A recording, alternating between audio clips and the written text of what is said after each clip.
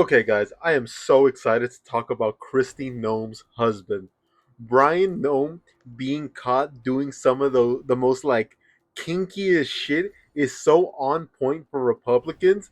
His like whole self bimboification fetish is just it's a little bit of joy in this shitstorm that is the Republican administration. So, even better news has come out about this guy. There's a model that's been contacted. Her stage name is Lydia Love, and she apparently was being paid $25 a minute to talk dirty with Christine Noem's cross-dressing husband. This is according to the Times.com, and she's a webcam model for a chat site called Cam Soda. And and I'm just having a good time. This is such a good read. Okay, so here's a quote. I definitely remember his face, but there's no way I could ever forget the fake chest. Guys, come on. The he would I guess he would like privately chat with her while in his like huge titty bimbo outfit, and it's so fucking good. This story has everything you could want in a story about some sleazy ass Republicans. Because remember, I am in the camp of like this is every Republican sex life. They're all so like outwardly sexually repressed that they can only have the dirtiest sex lives out there. And here's the thing, though, I do want to be clear that like if this is your fetish, if your fetish is like this self bimboification thing, totally cool. You Hey, you do you, you be happy. My problem is that these hypocrites are would be like the first ones to throw your ass in jail. They're the ones out there screaming about like how gay people are corrupting America's youth and all that. These are the worst people imaginable, and they're such hypocrites that when a story like this comes out and they have to suffer this embarrassment, you have to revel in it. It's the best possible thing, not only for your mental health, but for the country, because these people deserve to be mocked and shamed. Because yeah, normally for again anybody else who's like super open about it, super cool, whatever, this isn't something you shame them about. But for these people specifically, big shame. Okay, so the article goes on to explain that these pictures, these all these transactions, they could have been used as blackmailing against Kristi Noem. And again, yeah, that's true. Again, for a person who was normal and who treated like this is just like their fetish and weren't like embarrassed about it, yeah. But with these like conservative performance assholes, of course, it's like the biggest embarrassment.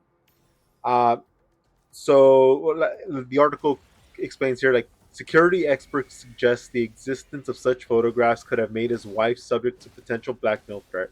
It's astounding that somebody whose spouse is at that level has that kind of bad judgment. And here's the thing: it's only bad judgment because they're Republicans.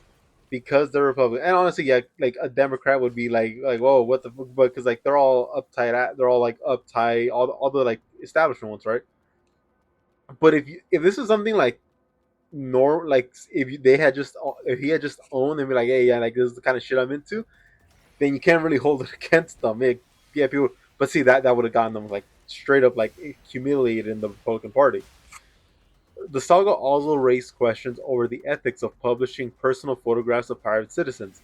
I'm really big on keeping citizens' client information private, but he's already been exposed, and it's the hypocrisy of their politics.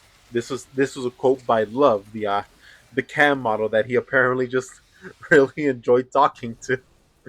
And all the power to her. I kind of I understand her concern of client confidentiality.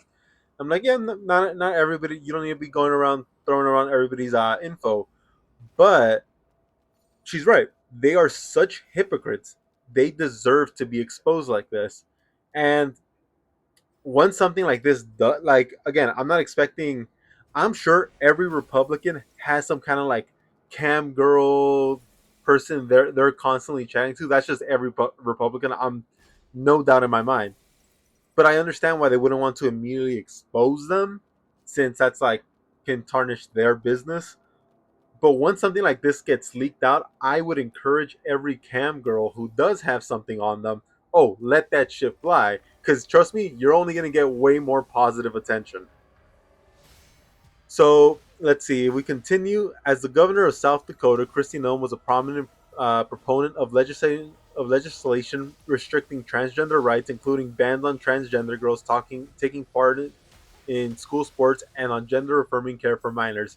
God, these people are fucking funny. They're so goddamn funny because of how hypocritical they are.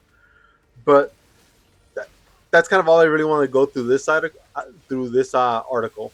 This did lead to a response from Kristi Noem and her team, basically just saying like, "Send us our prayers. We're praying for my husband. We're shocked and ashamed that he is on these sites and like interacting with these communities." And this, basic boilerplate like responses. But what this gets me back to is like, how shitty is their marriage and how shitty is every Republican's marriage right now? Like, there's no doubt, because there were also all the rumors of Kristi Noem having an affair. Right, right. Her affair with Corey Lewandowski, her former senior advisor, while she was still she was still working as the head of the Department of Homeland Security. There was the rumor like, oh, they were hooking up. Well, obviously, but like, it's pretty much been confirmed at this point. And dude, these people's like personal lives must be so shit that cheating, I guarantee you everybody within the White House knew what was going on. Everybody in the White House, all the Republicans know each other's business. Where like, oh yeah, fucking uh this dude's cheating with her, she's cheating with him. Like, no one's actually faithful in this party. And it's funny because like, dude, like, yeah, like they're all just, I'm sure they're all just together for the appearance, and that's it. They have no actual interest in being with each other. They have no interest in like, just like everything Republicans do. It's all an act. They're all grifters. Nothing they can't seem to do a single sincere thing to save their lives. They talk about being like anti-trans, and there this dude goes being like the most trans dude that could possibly trans. But yeah, this story super funny. I bet now though this Lydia Love camp performer will probably get invited into like more podcasts because obviously they want to talk to her about it. This is the big story of the week. So amazing that like the follow up is happening right now on April 1st. But yeah, she'll probably make a quick take the podcast circuit for a quick spin. And all the power to her. I doubt she has any actual video or audio recordings of their sessions. I doubt she does. So I'm sure people will ask her, but nah, like there'd be no reason for her to actually keep those. But more power to her. Fucking get that bag, help shit on these people even more. But yeah, that's all I wanted to talk about, guys. Have a good one.